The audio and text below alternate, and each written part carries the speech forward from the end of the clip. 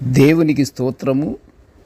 అనుదిన దేవుని వాక్య ధ్యానమునకై ఈరోజు 2025 సంవత్సరము అక్టోబర్ నెల 18వ తారీఖు.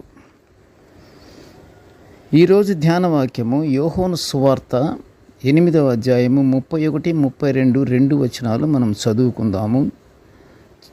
చదువుకొని ధ్యానించుకుందాము. నా వాక్యమందు నిలిచిన వారైతే నిజముగా నాకు శిష్యులై ఉండి సత్యమును గ్రహించెదరు. అప్పుడు సత్యము మిమ్మును స్వతంత్రులుగా చేయును. ప్రియ దేవుని బిడ్డలారా, ప్రభువు నామమున మీ అందరికీ శుభములు, దీవెనలు కలుగునుగాక. ఈరోజు ధ్యాన వాక్యము, మనుషులు స్వతంత్రులుగా జీవించాలంటే ప్రభువునందు తప్పకుండా నిలిచి ఉండాలి అని నమ్ముటి గురించి మనము ధ్యానించుకుంటున్నాము. మన దేశము ఈరోజు స్వాతంత్ర్య దినోత్సవముతో మనము క్షేమంగా, హ్యాపీగా, సంతోషంగా ఉన్నాము. అయితే స్వాతంత్రం మనము కలిగి ఉన్నామని నమ్ముచున్నాము.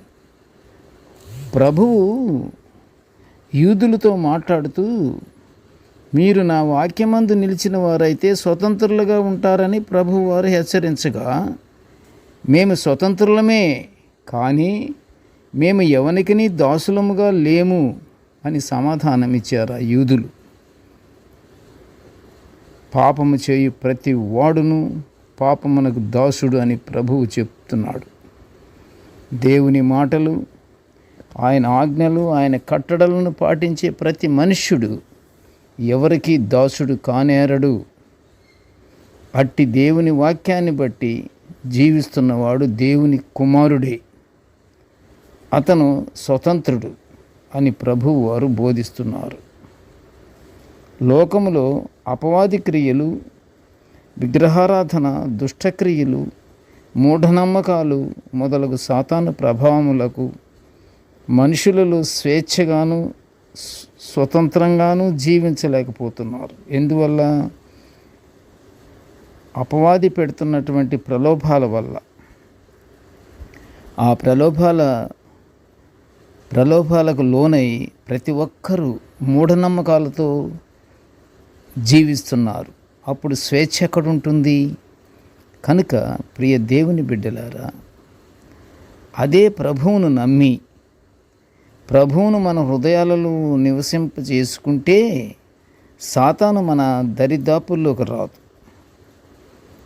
అప్పుడు సాతాను ప్రలోభాలు ఉండవు, సాతాను యొక్క ప్రవేశము ఉండదు, సాతానుడు మన దగ్గరికి రాలేడు. సాతానుడు యొక్క క్రియలు ఎప్పుడూ పాటించము. మనము దేవుని యొక్క క్రియలే పాటిస్తాము. అప్పుడు ప్రేమ కలిగిన జీవితాలతో ఒకరికొకరు ఆనందంగా, స్వేచ్ఛగా మన కుటుంబాలతో, ఇరుగు పొరుగు వారితో సంతోషంగాను, సమాధానంగాను, ప్రేమ కలిగిన వారముగా జీవిస్తుంటాము. మనము ఆ ప్రకారంగా కానుంటే దేవునికి స్తుతులు, స్తోత్రాలు చెల్లించుకుంటూ నిత్యము ప్రభు వారి యొక్క దీవెనలు, ఆశీర్వాదాలతో జీవిద్దాము. ప్రార్థన చేసుకుందాము. కృపగల తండ్రి, జీవము గల నాయన, నీ పాదములకు స్తోత్రములు.